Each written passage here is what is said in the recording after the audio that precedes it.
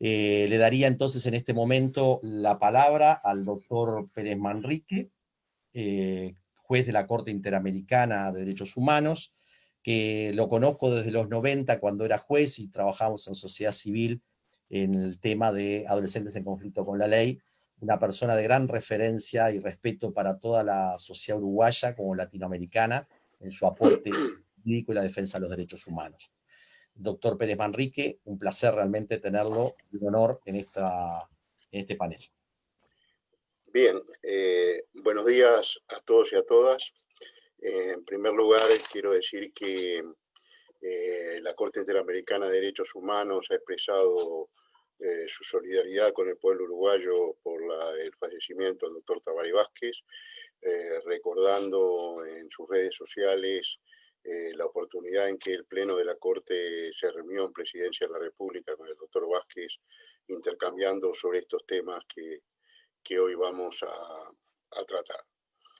En segundo lugar, mi saludo a los organizadores, mi agradecimiento por la invitación. Y en esta situación de emergencia no puedo también de hacer un reconocimiento a todas las víctimas y aquellas personas que están sufriendo por el COVID-19, que es desgraciadamente el gran desafío del momento. Dicho esto, realmente no puedo dejar de señalar que la Corte Interamericana, en varios de sus fallos y opiniones consultivas, ha señalado que el sistema interamericano de derechos humanos se basa en un tríptico de elementos que son interdependientes entre sí, que tienen su propia individualidad, su propio desarrollo, pero que actúan en conjunto, y esos tres elementos son la democracia representativa, el Estado de Derecho y la vigencia de los derechos humanos. Me parece que este es un encuadre a partir del cual voy a desarrollar algunas ideas que tienen que ver con los derechos humanos, con cuál es la historia de la región en materia de derechos humanos. Tenemos un sistema interamericano de derechos humanos que nació en 1948 con la aprobación de la Carta de la OEA y de la Declaración Americana sobre Derechos y Obligaciones del Hombre, que nacieron en la ciudad de Bogotá en abril de 1948, varios meses antes de la aprobación de la Declaración Universal, el 10 de diciembre del mismo año. En 1959 el sistema da un paso muy importante a través de la creación de la Comisión Interamericana de Derechos Humanos, organismo de patrocinar y verificar el cumplimiento de los derechos humanos en la región. En 1969 se aprueba la Convención Americana de Derechos Humanos o Pacto San José de Costa Rica, y en 1979, en un hecho fundamental para el sistema, se empieza a funcionar la Corte Interamericana de Derechos Humanos con sede en San José de Costa Rica. Digamos que el sistema interamericano basado en la democracia representativa y la vigencia de los derechos humanos, agrega un elemento muy importante que es la Carta Democrática Interamericana, donde se proclama que es esencial en la región la vigencia de la democracia representativa y que es inadmisible que en el sistema interamericano participen países que no tienen en vigencia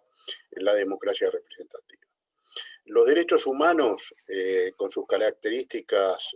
universales, indivisibles, interdependientes, irrenunciables, son en realidad el nervio motor que conduce la vigencia del sistema. Porque estos sistemas están vinculados esencialmente con lo que a mí me gusta mucho una frase de José Artigas, el héroe uruguayo, que hablaba de la obligación de las autoridades de afianzar la pública felicidad. Entonces, esta noción de ciudadanía apoderada de sus responsabilidades, pero también que tiene el acceso a los elementos imprescindibles para realizar una vida conforme en definitiva a los derechos humanos, es una línea conductora del sistema y que hace a la propia vigencia de la democracia y que hace a la vigencia del Estado de Derecho. Digamos que la Corte Interamericana, como tribunal encargado de hacer efectiva la Convención Americana de Derechos Humanos, ha creado conceptos que a mí me parece trascendente recordar a pocos días del Día Universal de los Derechos Humanos. Y esto es la idea del Corpus Juris Interamericano, es decir, la idea de que si bien el sistema está regido por una convención específica, una convención regional, la Convención Interamericana, más otras convenciones y otros pactos que han surgido en paralelo, que conforman el sistema, como el Pacto San Salvador sobre Derechos Económicos, Sociales y Culturales, por ejemplo, la Convención de Belén do Pará para erradicar todas las formas de violencia contra la mujer y otras convenciones que por razones de tiempo no puedo mencionar. El Corpus Juris Comune se integra, interamericano se integra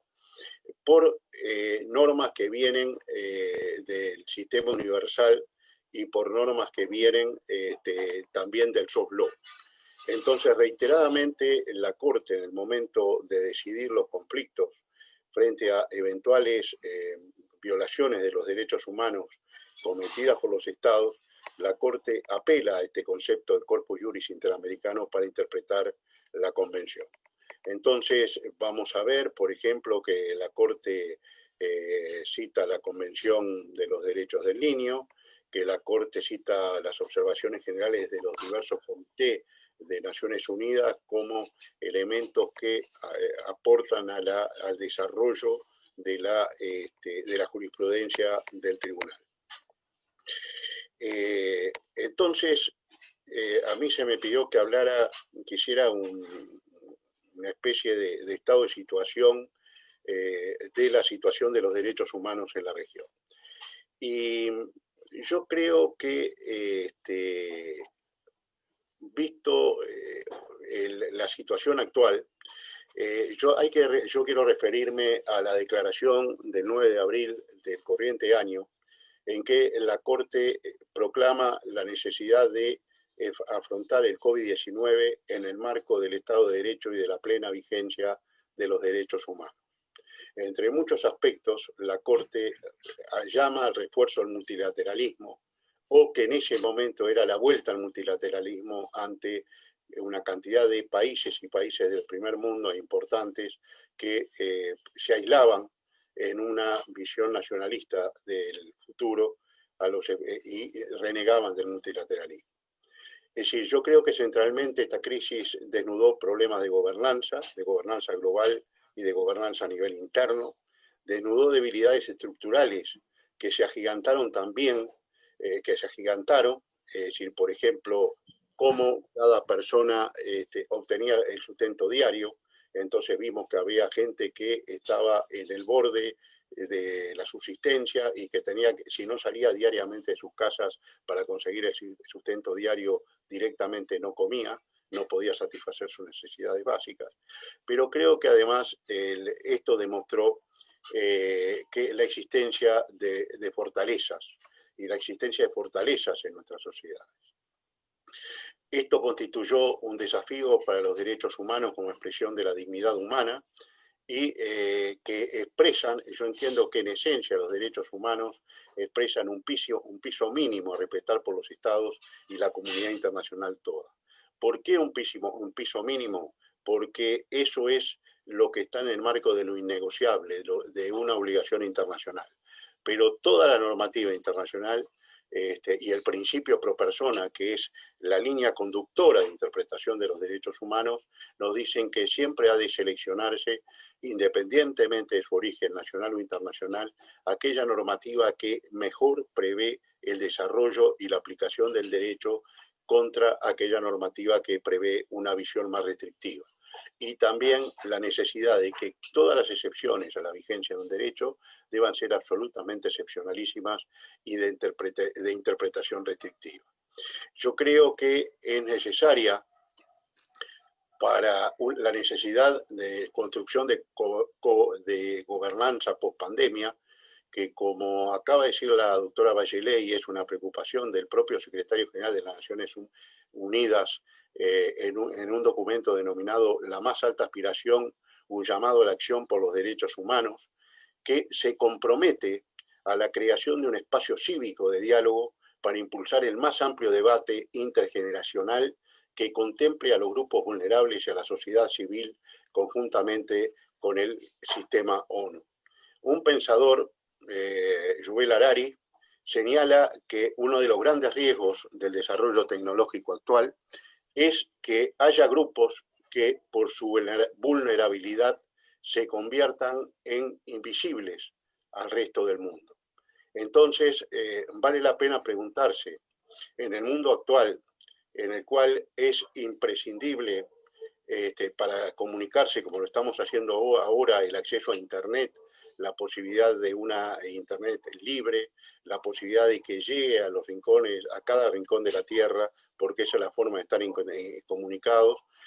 ¿Cuál es la situación de poblaciones que viven al margen de la generación eléctrica y que viven en una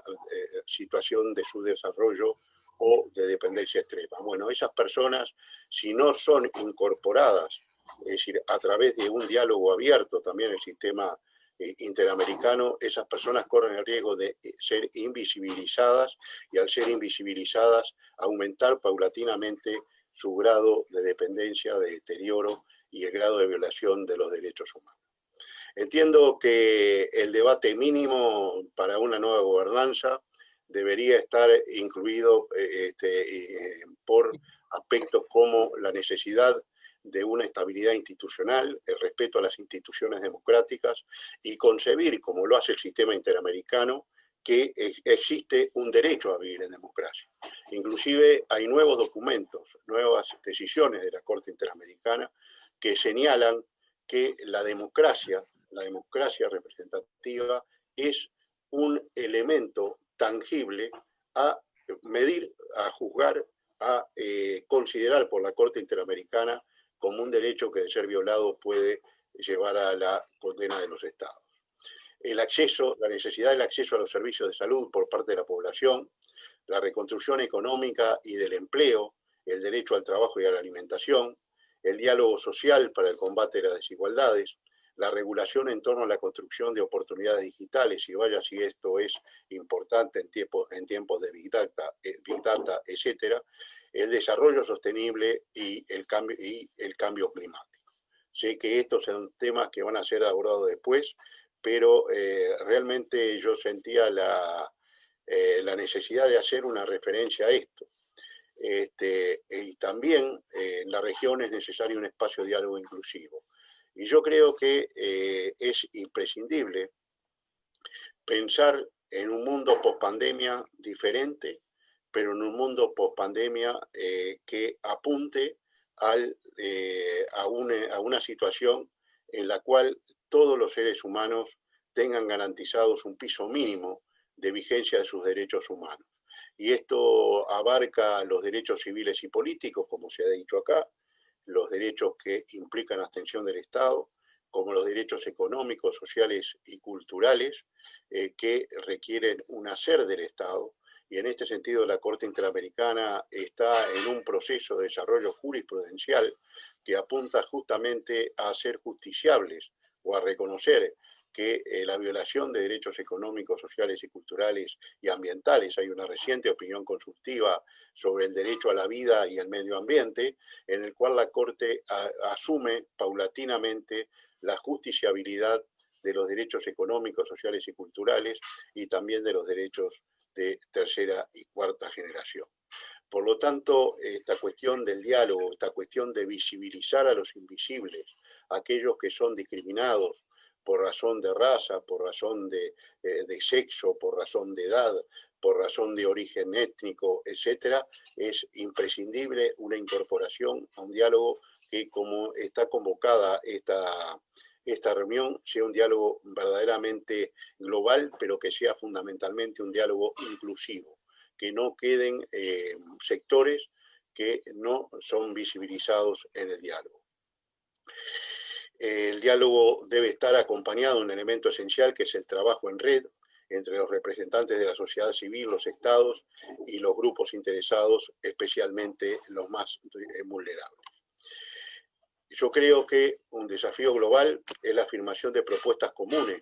en cuanto a los múltiples problemas contemporáneos agudizados por la pandemia. Yo quiero recordar,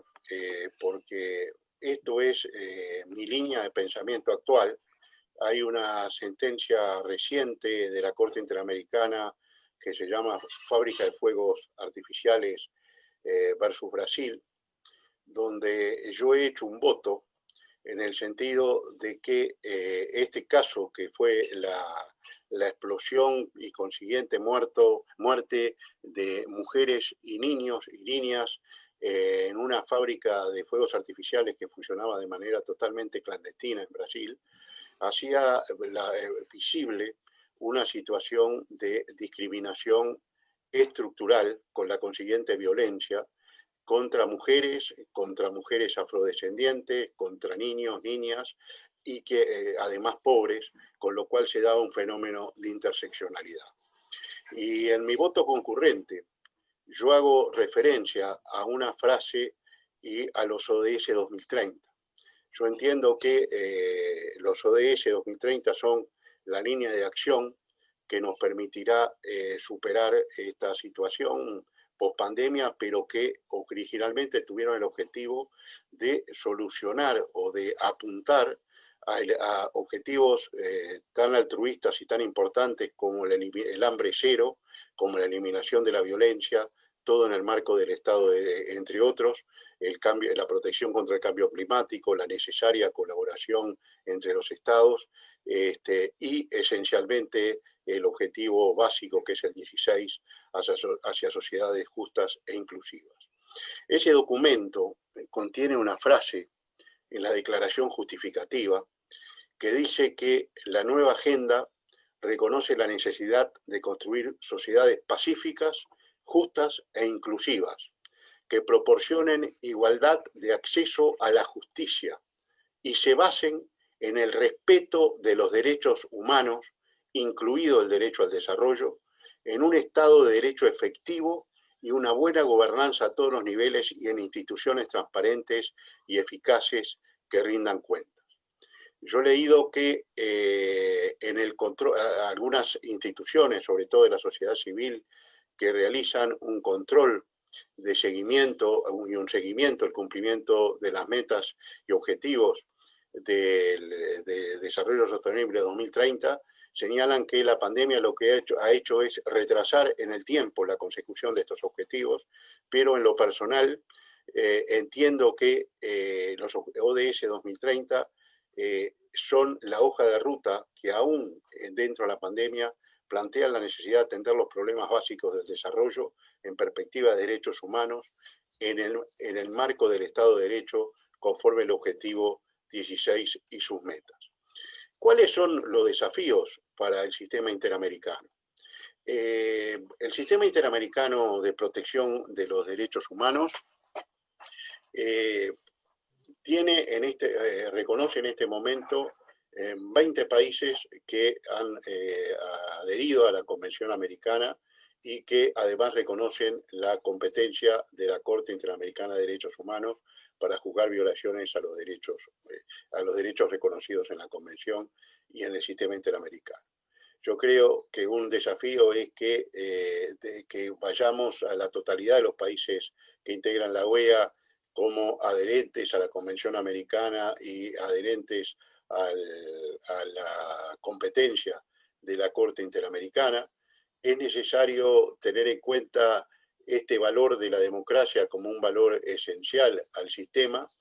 y hay una serie de desafíos estructurales hoy en la región de los cuales simplemente vamos a poder hacer mención. Uno de ellos es el tema de la discriminación en sus distintas vertientes y concretamente la discriminación contra las mujeres y las niñas es un factor esencial sobre el cual la Corte reiteradamente ha llamado la atención. La discriminación contra los niños, el desafío de las olas migratorias en el continente, es decir, todos sabemos que tradicionalmente hay una ola migratoria hacia el norte, buscando la seguridad de una sociedad desarrollada como es Estados Unidos, pero los conflictos de Venezuela han llevado a una ola migratoria que lleva millones de personas ya desplazadas que se han esparcido a lo largo de toda la región y que han generado problemas que hasta ahora nuestros países no los tenían. Creo que el sistema interamericano ya ha generado muchos documentos relativos a la cuestión de la crisis migratoria, e inclusive hay opiniones consultivas sobre situaciones de niños migrantes y sobre la migración en general y cuestiones vinculadas con el trabajo de los migrantes. Y quiero un poco, me parece a mí que es necesario hablar, y con esto un poco tratar de ir redondeando con una consideración más general, que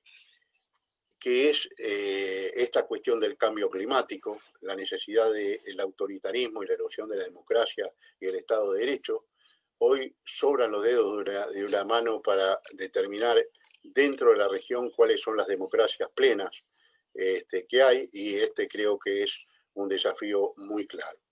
Y esas democracias van a ser plenas el día que contemplen realmente la aplicación de todos los derechos humanos, porque los derechos humanos son interdependientes e indivisibles, como ya vimos, y además son absolutamente intangibles e irrenunciables.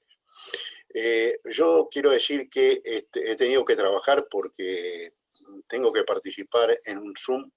respecto de la cuestión vinculada con el derecho de reunión y el derecho de protesta. Y yo creo que el derecho de protesta es un derecho que se vuelve esencial porque las democracias deben reconocer el espacio necesario e imprescindible de participación a todas las personas que se encuentran dentro del Estado.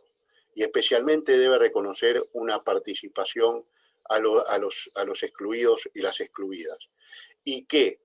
cuando no es posible ejercer el derecho de protesta, directamente estamos frente a un Estado autoritario y ante una dictadura. Por tanto, creo que una observación reciente del Comité de Derechos Humanos de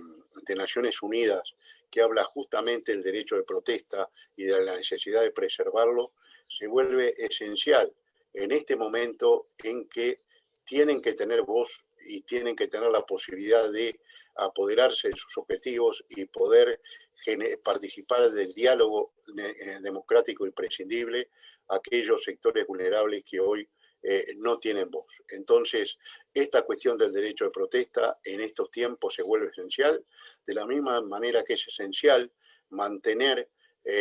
blindada a la Corte Interamericana de Derechos Humanos en cuanto a la solidez de sus fallos, al respeto